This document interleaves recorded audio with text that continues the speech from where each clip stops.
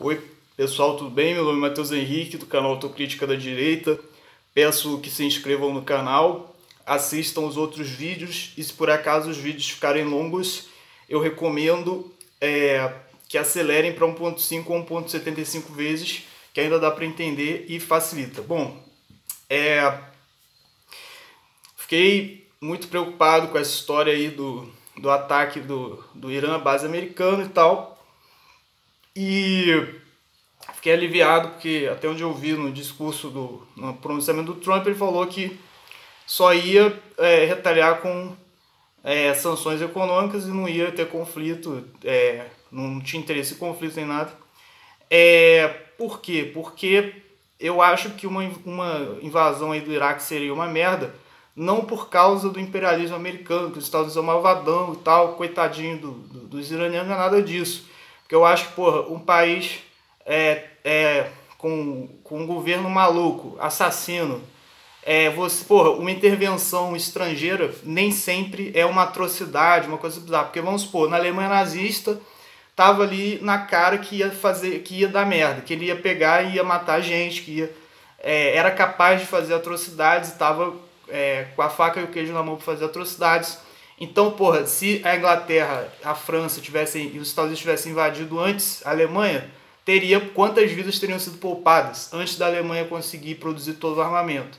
E a União Soviética a mesma coisa, eles foram deixando rolar, e quantas pessoas aí, quantos milhões morreram de fome? Então o problema foi muito maior, deixando a coisa crescer. Então você interferir num país com um governo assassino, maluco, é saudável. Então o problema não é a intervenção em si, o problema é o parâmetro moral que você vai usar para definir o que é o certo e errado. E através desse parâmetro, quais os governos que seriam moralmente errados. Eu acredito que se você elaborar um pouco mais essa discussão, você vai ter fatos o bastante para poder classificar os atos do governo do Irã como moralmente errados. Porque apoia terrorista, apoia assassinatos, não sei mais o que. Então por isso que eu não acho que seria ruim moralmente, mas eu acho que estrategicamente seria ruim. Por quê? Porque simplesmente não tem como você fazer uma guerra com a população toda contra a guerra. Não com a população toda, mas com grande parte da população contra essa guerra. Porque com o passar do tempo, as pessoas daquele país vão morrendo, o país vai ter que gastar dinheiro e tal. Porque mesmo que ele ganhe em 2 semanas, ele vai ter um desgaste muito grande para manter aquele território sob controle, como foi no caso do Iraque. Então a população americana hoje, como a esquerda está fortíssima nas universidades, na sociedade americana, grande parte da população americana ia se opor a uma guerra, não ia apoiar. Então, com o tempo, ele ia ter algum desgaste político. Eu acho que isso seria negativo para a reeleição dele, nesse momento. Mas isso foram apenas alguns breves comentários aí das minhas impressões, porque, na verdade, se você acha que a guerra que o título desse vídeo está se referindo, essa possível guerra aí dos Estados Unidos e Irã, então você está enganado, porque na verdade a guerra que eu quero referir é uma guerra muito mais importante, que é a guerra que parece que já está acontecendo no YouTube entre os protagonistas do debate do século, que eu me referi alguns vídeos atrás aí, que é o Conde Lopê e o Paulo Cogos. Essa guerra sim é muito mais importante. Por quê? Porque ela representa no cenário cultural brasileiro. É óbvio que eu estou ironizando, mas ela é importante sim, porque representa no cenário cultural brasileiro as fraquezas internas do conservadorismo, como todo o contexto sociológico brasileiro que gerou o surgimento de um movimento conservador muito relevante no âmbito mundial, porque o Brasil é um país relevante e muito, vamos dizer, engajado e, vamos dizer, unido em torno de algumas pautas, de alguns hábitos em comum, que são os bolsonaristas, que é o grupo dos militantes do Bolsonaro, tem uma série de fraquezas internas. E a possibilidade do surgimento de uma figura como o Paulo Cogos, que é uma pessoa que tem a visão de mundo, a forma de estabelecer valores totalmente anticristã, agressiva ao cristianismo, e mesmo assim conseguir articular essa visão totalmente agressiva ao cristianismo com uma retórica que transmite a ideia de que ele é o verdadeiro cristão, ele é o verdadeiro conservador, e os cristãos conservadores aí, bolsonaristas, na verdade, são falsos, de forma consistente e bem fundamentada, não de forma maluca igual o pessoal da esquerda, mas de forma consistente, é uma demonstração do quanto o discurso conservador é falho e precisa ser aprimorado. Então, por isso que eu acho que é muito importante. Então, vamos lá. Eu vou fazer aqui a análise do último vídeo do Paulo Cogos falando contra o Conde Lopé. Então, primeiro ele vai citando o negócio da dialética erística do Schopenhauer, que tem os métodos que o Conde Lopé usa para falar mal dele e tal. E primeira coisa eu quero dizer que essa questão da valorização das regras formais do debate nem sempre é algo que deva ser valorizado, eu acredito, na direita em todas as circunstâncias, apesar de que, hoje em dia ninguém valoriza isso porque o pessoal não tem capacidade de entender essas regras. Então é uma situação pior ainda, mas o ideal é que o pessoal tenha capacidade para entender essas regras e caso a situação torne isso necessário e conveniente, eles saibam ter um debate de acordo com as regras certinhas, mas mesmo assim eles não deixem essas regras do debate sufocarem eles como se fosse envolverem eles e paralisarem como se fosse uma camisa de força, alguma coisa assim. Por quê? Porque, por exemplo, tem muitas coisas aqui que o pessoal que eu denomino caçadores de falácias, que é o pessoal que eu acho que exacerba a importância, vamos dizer, da estrutura formal certinha do debate e não dá a devida importância à conexão daquilo com a realidade, fica enfatizando, e que eu acho que, na verdade, os conservadores não devem se submeter a isso. A direita não deve se submeter a isso. Por exemplo, a questão do ad hominem. Se você chega e fala, o cara dá uma argumentação, você fala, não, mas você é comunista, você é um esquerdista safado, não sei o quê. Você é errado, formalmente, você falar isso, mas e se por acaso o cara for mesmo um esquerdista safado? Então, você tem que colocar a conexão do que você está falando com a realidade acima, vamos dizer, daquilo tá correspondendo bonitinho às normas do debate, educado e não sei o quê. E aqui o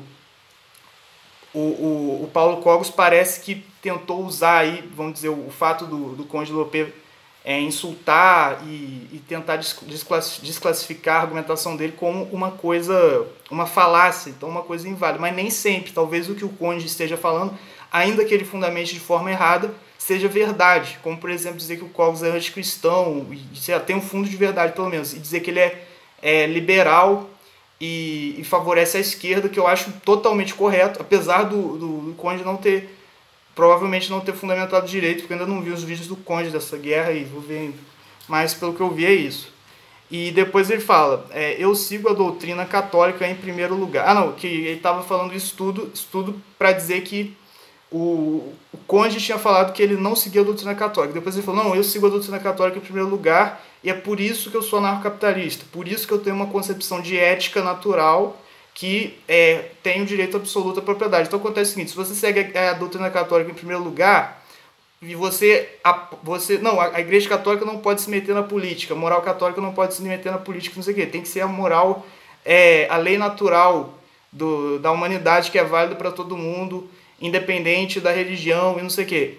Mas acontece o seguinte, se você é católico, você coloca essa moral, vamos dizer, universal para todo mundo, que é feita a partir da análise da praxeologia das condições econômicas como uma verdade absoluta da realidade, você já está colocando que ela é mais importante do que as conclusões que você possa ter através da doutrina da igreja e elaborando dialeticamente, vamos dizer, a doutrina da igreja, porque elas são a própria realidade, então elas iam preceder a doutrina da igreja. O problema é o seguinte, você está confiando, se você adota esse tipo de pressuposto, você está confiando pra caralho nessa fundamentação do direito absoluto à propriedade, que é uma coisa muito falha, muito contestável, segundo os próprios instrumentos da filosofia católica. Então, eu não estou dizendo que seja contraditório, que seja impossível, é possível. Só que, no mínimo, demonstra que a pessoa tem mais simpatia, a pessoa vai com a cara dos pensadores e da linha de raciocínio que é anticristã e materialista pra caralho, que é a linha da praxeologia do libertarianismo, porque essa linha remete ao Kant, remete à ideia da investigação a priorística das estruturas que se repetem sempre na razão humana, da mesma forma que o Mises procura as estruturas a priorísticas que se repetem sempre na ação humana. Então, tipo, é diferente, mas tem uma origem comum. E o Kant é o quê? O Kant ele dizia que ele era o cristão de verdade, porque é cristianismo baseado meramente no sentimento, não sei o quê, mas o que a filosofia dele fez foi distanciar completamente vamos dizer, a atividade intelectual do cristianismo e tirar completamente os meios intelectuais para você fortalecer o cristianismo. Então, na prática, foi uma parada que fortaleceu pra caralho o materialismo. Então, tipo, se o cara se diz cristão, se diz católico, não digo que isso seja contraditório, que isso seja impossível, é possível.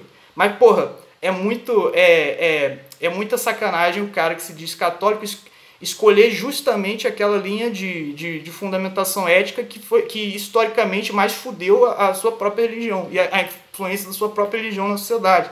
Então, porra, cria uma ética universal que vale para todo mundo, beleza. Mas cria uma ética baseada, sei lá, no tomismo, na escolástica, como eu procuro fazer, que ao invés de direito à propriedade, privilegia o direito à realização do seu potencial humano de alguma forma indefinida.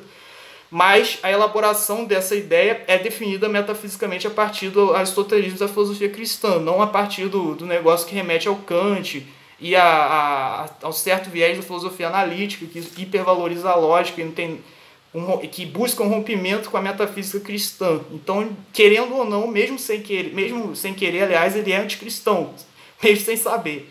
Então, por esse motivo que eu falei. Então, porra, se fosse obrigatório, não tem jeito, eu tenho que aceitar o Hans Hermann Hoppe, é irrefutável mesmo, beleza, eu vou aceitar. Mas, porra, ele defende aquilo, não é porque ele acha que infelizmente eu tenho que aceitar, é porque ele é realmente apaixonado, acha um negócio muito maneiro. Então isso é no mínimo uma coisa esquisita. Não é porque o negócio é tão bem fundamentado, porque eu mesmo já falei nos meus vídeos anteriores várias falhas da fundamentação aí do libertarianismo. Então, mesmo não sendo tão bem fundamentado assim, porque ele escolheu logo essa vertente que é originalmente anticristã e historicamente, aliás, anticristã e tudo mais. A outra coisa é que ele fala que defende o anarcocapitalismo porque pela luz, vamos dizer, do cristianismo, da moral cristã, você tem que elevar os pobres e ajudar os pobres. E o anarcocapitalismo iria favorecer a riqueza na sociedade e ajudar os pobres. Aí o que acontece? O problema é o seguinte: se você falar simplesmente isso, então, sei lá, o George Soros, Bill Gates, os globalistas são os caras mais cristãos que tem, porque eles apoiam, inclusive, imposto negativo. Eles apoiam imposto negativo, as pessoas não precisarem trabalhar, porque as indústrias da tecnologia não precisam de tanta mão de obra, precisam de consumidores. Então eles querem dar dinheiro para todo mundo para poder consumir os produtos tecnológicos e tal, a pessoa poder ficar sem fazer porra nenhuma. Ou seja, eles também querem acabar com a pobreza. Então eles são cristãos pra caralho. Então, na verdade, eu acho que esse argumento totalmente tosco que ele usou, que é meramente retórico, inclusive eu vou falar mais adiante porque o Coggins fala muito, enfatiza muito assim, instrumentos retóricos, por um lado, e mesmo assim ele tenta não abrir mão, vamos dizer, de criar argumentos logicamente muito elaborados para obrigar o adversário a aceitar aquilo. Mesmo assim ele tenta criar uma retórica, mas eu acredito que a forma como ele tenta criar essa retórica denuncia vamos dizer, talvez falta de honestidade, não sei, mas denuncia que ele está envolvido passionalmente com ideias que são anticristãs e anti-ocidentais, tudo tentando falar que aquilo é civilização ocidental, mas quando ele faz isso existe uma forçação de barra, e às vezes algumas falhas desse uso da retórica evidenciam essas forçações de barra, como vou tentar dizer mais adiante. Aí o que acontece? Então, já que vai elevar o padrão de vida dos pobres, você usando o anarcocapitalismo, então beleza, mas sei lá, se tivesse legalização do aborto, você não ia. Estou dizendo aborto porque o Paulo Coggins é contra o aborto também. Então, tipo, a legalização do aborto, você precisa gastar dinheiro para ficar fiscalizando se tem uma clínica clandestina de aborto, etc. Então precisa de uma polícia de alguma forma. Então, tipo, no anarcocapitalismo, você acha que todo mundo ia pensar, não, eu vou contratar uma polícia privada para fiscalizar as clínicas de aborto porque eu sou contra o aborto. Muita gente, no mínimo, mesmo que a maioria aceitasse isso, no mínimo ia ter muita gente que ia estar cagando para isso, e muitas regiões aí que o anarcocapitalismo, a sociedade anarcocapitalista predominasse, muitas regiões, com certeza, as pessoas iam estar cagando pro aborto, porque elas não iam querer tirar do próprio bolso para ficar fiscalizando clínicas clandestinas. Então as pessoas iam morrer. Então, tipo, as crianças iam morrer na própria visão do Cogos. Repare que eu não estou falando que o anarcocapitalismo, que o anti-abortismo esteja certo ou não. Estou falando que na própria visão de um anti-abortista, ele dizer que o mais importante, de acordo com a moral cristã, é você elevar o padrão de vida das pessoas em comparação ao aborto, no caso da adesão ao anarcocapitalismo, considerando que o anarcocapitalismo ia elevar o padrão de vida das pessoas, supostamente, pelo que ele está dizendo, mas, inegavelmente, também ia facilitar as condições para acontecer um monte de aborto aqui e ali, porque as pessoas iam impedir que os abortos acontecessem como? Pagando polícia privada para ficar vendo lá, mas se a pessoa simplesmente não quiser, não quero, eu não tenho nada contra o aborto. Então isso ia abrir margem para acontecer um monte de abortos, um monte de clínica de aborto espalhada aqui ali, não ia ter como impedir pelo anarcocapitalismo. Então, tipo, você elevar o padrão de vida dos pobres é mais importante do que impedir que as crianças morram na própria visão do Cogos. Então, se é mais importante, por que você defende o anarcocapitalismo e não o Clube Bilderberg, os globalistas? Porque eles também querem aumentar o padrão de vida das pessoas, mas eles também apoiam o abortismo, apoiam uma caralho de coisas. Então, porra, se o seu interesse é elevar o padrão de vida dos pobres somente, sem equilibrar isso com outros valores, ou privilegiando isso sobre outros valores, então, porra, você poderia ser globalista também. A outra coisa que ele tá falando é o negócio da retórica forçada, que eu ia comentar, que eles tentam meio que forçar uma barra, que eu acredito que, tipo, sempre que o Cogos fala, não, eu defendo os valores civilizacionais, aqui, porra, como que é valores civilizacionais se a civilização sempre teve uma organização estatal? Ele está dizendo que o que seria civilização seria justamente um negócio que nunca existiu, nunca foi definido como civilização, que seria o anarcocapitalismo, direito absoluto à propriedade e anarquia. Então isso aqui é uma forçação de barra. Quando ele fala, não, a minha prioridade é defender os valores cristãos, por isso que eu sou anarcocapitalista, por isso que eu defendo o direito absoluto à propriedade. Então, porra, a sua prioridade, aquilo que é mais importante para você, é você defender uma ética que permite a pessoa largar o filho no lixão e, tipo, talvez não no lixão, talvez, sei lá, no meio da sala. Não, eu não quero mais alimentar o meu filho. Não quero mais e ninguém vai me obrigar, porque ninguém vai invadir minha propriedade. E deixa o filho morrer de fome lá no meio da casa, sei lá. A criança pode estar chorando e as pessoas não vão poder invadir a propriedade, não vão poder falar, porra, o que você fez? Nada disso vai ser permitido no anarcocapitalismo. Aí eles poderiam falar, não, mas isso é imoral. Mas o fato de ser imoral não quer dizer que tenha que se refletir na legislação. E que aí entra em evidência o problema dessa ligação da lei natural com a moral religiosa. Porque, tipo, eu defendo que a visão anarcocapitalista é anticristã. Por quê? Porque ela menospreza a moral religiosa como apenas uma cagação de regra particular que você tem todo o direito de ter, mas desde que isso não ameace aquele direito natural, supostamente irrefutável, do direito absoluto à propriedade. Então acontece o seguinte, mas acontece o seguinte, se você acha que os valores religiosos são mais importantes do que o direito à propriedade, ou se, como você disse, como o Paulo Cogos provavelmente diria, é tudo a mesma coisa, o direito à propriedade é importante porque ele seria a base dos valores religiosos, então beleza. O direito à propriedade é a base dos valores religiosos da moral cristã também. Então, a moral cristã iria evoluir para um caso desse, que o cara pode abandonar o filho no meio da sala e sair, largar ele lá, morrendo de fome, e ninguém pode fazer nada. Isso aí seria compatível com a moral cristã? Então, tipo, a ideia que o Cogos provavelmente iria defender, de que ele é anarcocapitalista porque ele é cristão, que ele segue a moral anarcocapitalista porque ela é a mesma base da moral cristã, já está errada. Porque, porra, a moral cristã é você largar o cara ali.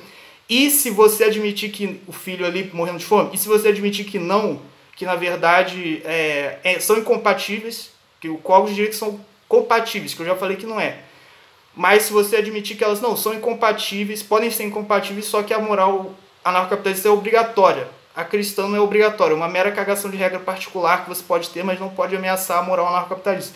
Então, se você parte desse princípio, você não pode dizer que o anarcocapitalismo é a forma autêntica de defender os valores cristãos da civilização ocidental, porque aí você obrigatoriamente tem que afirmar que o anarcocapitalismo afirma moral que é superior aos valores cristãos e que menospreza os valores cristãos. Então, de qualquer jeito, Paulo Cogos está errado. Não apenas na retórica, nos instrumentos retóricos, que eu acho que são importantes de ser analisados porque eles evidenciam esses problemas, mas não apenas nisso, mas também na lógica interna do que ele está apresentando, que está tudo errado. Depois ele fala a citação de Diógenes, falando que o governante era um ladrão e tal. Isso é muito engraçado também, porque ele fica citando, não, porque o Diógenes falou que o Estado é ladrão, porque o Santo Agostinho falou que o Estado é ladrão, não sei o que. Ele fica pincelando as citações dos filósofos antigos, ou até mesmo cristãos, santos, sei lá, para usar como instrumentos retóricos para defender o anarcapitalismo, meramente retóricos, sem comprometimento nenhum com a coerência daquilo que está defendendo em porra nenhuma. Porque, porra, se você for analisar minimamente, você vê que se você vai defender o São Tomás de Aquino, ele chegou a citar um negócio do São Tomás de Aquino, que não, ele também falava que era um roubo, que não sei o quê, mas aí depois ele vai e escreve pro rei do Chipre, olha, um rei, para ser honrado, tem que fazer isso, isso, isso, que aí ele vai ser de acordo com a vontade de Deus, porque os governos da terra tem que ir de acordo com o menos pior, porque não vai ter uma perfeição, mas os governantes têm que procurar seguir a vontade de Deus, ser melhor e tal. Então, tipo, ele já estava legitimando. No mínimo, ele estava dizendo que era uma coisa aceitável. Não estava fazendo igual o Paulo Cogos, não, isso é terrorismo, não sei o que, tem que matar quem impõe isso, porque está sendo escravidão. No mínimo, ele estava com uma visão totalmente diferente do Cogos em relação à política. Então, se ele contextualizasse minimamente o negócio, já ia ver que isso aí é errado. Então, na verdade, isso é apenas mais um desastre retórico do Paulo Cogos. Ficar pincelando frase de um monte de gente aí aleatória, que se você contextualizar minimamente não tem nada a ver com o pensamento deles, e tentar usar isso em favor do anarcocapitalismo. A outra coisa, ele vai falar, se você deixar o Estado legislar sobre qualquer coisa, você está dando ao Estado o direito de dizer o que é verdade. Então você está tratando o Estado como um Deus, não sei o quê. Mas mesmo na sociedade anarcocapitalista, você está dando o quê? Ao pessoal que formulou o direito absoluto à propriedade, que é completamente falho e contestável, no mínimo contestável, por todos os motivos que eu falei nos vídeos anteriores. Então na sociedade anarcocapitalista você está tratando também o Hans Hermann Hoppe, o Murray Rothbard como se fossem deuses, porque você está dando a eles o direito de dizer o que está certo e o que é errado. Então isso não tem nada a ver, porque o legislador está seguindo uma coisa que eu posso aceitar ou não, só que se eu não aceitar vai demorar um pouco mais para eu mudar a lei eventualmente, se eu conseguir juntar gente para fazer isso, mas não tem nada a ver você dizer, não, ele está ditando o que está certo e o que é errado, está fazendo uma coisa baseada numa convenção social que abre a possibilidade de mudar, no mínimo abre a possibilidade de mudar. Não é um mundo perfeito, mas você quer um mundo perfeito, você está tendo a mentalidade revolucionária sim, você está fazendo a busca gnóstica para realizar um mundo perfeito nessa terra sim. Então o Paulo Cogos vai dizer, não, eu que sou cristão porque eu defendo a moral perfeita de forma inflexível, não sei o que, não, você está achando que a organização política pode refletir uma moral perfeita, então você já está sendo gnóstico, sim. Então depois ele fala que aí o Lopé falou que eu sou liberal, mas eu sou antiliberal porque eu sou conservador raiz, que não sei. Não, Cogos, você é liberal sim, porque a tradição anarcocapitalista é baseada na prática. Você pode não ser liberal de carteirinha, eu sou liberal, mas você está dentro do espectro liberal porque a argumentação anarcocapitalista praxeológica se baseia, se inspira, aliás, no Kant. Por quê? Porque tem o negócio da busca a priorística da ação humana. E esse método do Mises foi usado pelo Murray Rothbard para ter a teoria do Crusoe, para fundamentar que a ética natural era baseada na aquisição de propriedade do homem primitivo, sei lá o quê, e também foi usado na metaética do Hans Hermann Hoppe para dizer que a partir da ação humana, o fato da gente ter a propriedade do nosso corpo, não sei o quê, a partir daí você já tem que deduzir o direito a toda a propriedade. Então, tipo, a análise das condições a priorísticas da ação humana são baseados na análise dos elementos a priorísticos da razão humana desde a época que era uma ideia liberal, desde a época do Kant, que era liberal, que tinha a ideia, foi um dos inspiradores do liberalismo e do iluminismo, que tem a ideia da paz perpétua, da moral absoluta para todo mundo, que nada mais é do que é uma antevisão da ONU e do politicamente correto, do governo global do politicamente correto. Então você está dentro do espectro liberal, sim. E depois ele fala, eu sou conservador raiz. Isso aí é muito engraçado. Porra, você pode até dizer que você é conservador em um certo sentido. Mas, porra, você dizer, não, eu sou conservador verdadeiro, porque eu sigo a moral inflexível, não sei o quê. Não, cara, quem segue a moral inflexível são os revolucionários gnósticos. É o pessoal, sei lá, da Coreia do Norte. Eles acham que também estão seguindo inflexivelmente uma moral. O conservador é o hipócrita, por definição. No sentido de que, tipo, sempre, historicamente, o conservador foi o cara que, por exemplo, legalizou a cerveja e proibiu a maconha. Legalizou a cerveja e proibiu a cocaína. Então, na verdade, o que define o conservadorismo não é seguir inflexivelmente um parâmetro moral, mas é justamente você ter uma flexibilidade moral para você preencher essa noção com bom senso, para você ver o que vai ser o mal menos pior e mais aceitável e o que vai ser o mal que não é aceitável, que é o mal maior. Então, o conservadorismo, por definição, é a flexibilidade moral. Então, é a hipocrisia, vamos dizer assim. Então, é a flexibilidade moral. Então, historicamente, todo conservadorismo foi assim. Então, tipo, você pode dizer que você é conservador? Beleza, até pode. Mas, historicamente, quem que são os conservadores? Sei lá, Ronald Reagan, Margaret Thatcher, Roger Scruton, Russell Kirk, os outros aí. Todos os conservadores do século XX. Todos eles apoiavam abertamente ou faziam parte de um esquema de poder que cometia essas hipocrisias, essas atitudes que demonstravam uma flexibilidade moral, como, por exemplo, proibir a cocaína e legalizar uma cervejinha.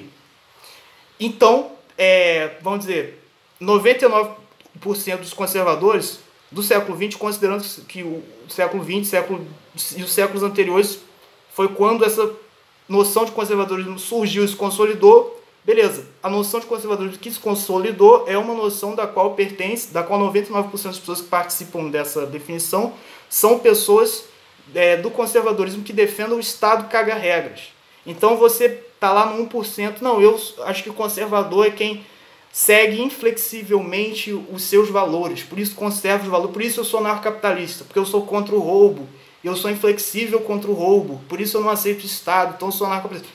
Você pode até dizer que você é conservador, mas é 1%. Então você dizer que não, a minha concepção de 1% aqui, que é o conservador real, e 99% de todos os conservadores que existiram conservadores falsos, isso é maluquice, porra. É a mesma coisa que o cara que, sei lá, cristão do Jesus de Porta dos Fundos. Vamos dizer, não, eu sou cristão, acredito que Jesus era maconheiro, a favor do mundo proletariado, sei lá o quê. Beleza. Você pode até dizer que você é cristão em algum sentido, mas você dizer, não, esses católicos, o Papa, a Igreja Católica, os protestantes, esses 99% dos cristãos, ninguém é cristão. Cristão sou eu, que acredito no Jesus de Porta dos Fundos. Você pode dizer isso, só que é uma forçação de barra do cacete. Você, no mínimo, teria que fazer uma ressalva, dizer que você é um cristão num sentido mais amplo. Então, Paulo Cogos é a mesma coisa. Você pode até dizer que é conservador, mas, no mínimo, você teria que fazer ressalva, dizer que você é conservador no sentido mais amplo ou que você segue um conservadorismo alternativo, diferente de tudo que foi historicamente chamado de conservadorismo. Então isso é uma maluquice.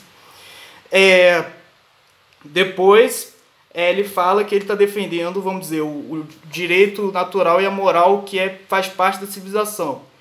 Isso aí eu já falei anteriormente que é uma maluquice porque a civilização nunca adotou o anarcocapitalismo. Então, tipo, é a mesma coisa que o conservador. 99,99% do que foi considerado civilização foi criado com alguma forma de organização estatal. Então você vai lá do 0,00001%, que é o anarcocapitalismo, que faz parte da civilização. Não, eu que sou a verdadeira civilização, todo o resto é barbárie, que não sei o quê. É a mesma maluquice.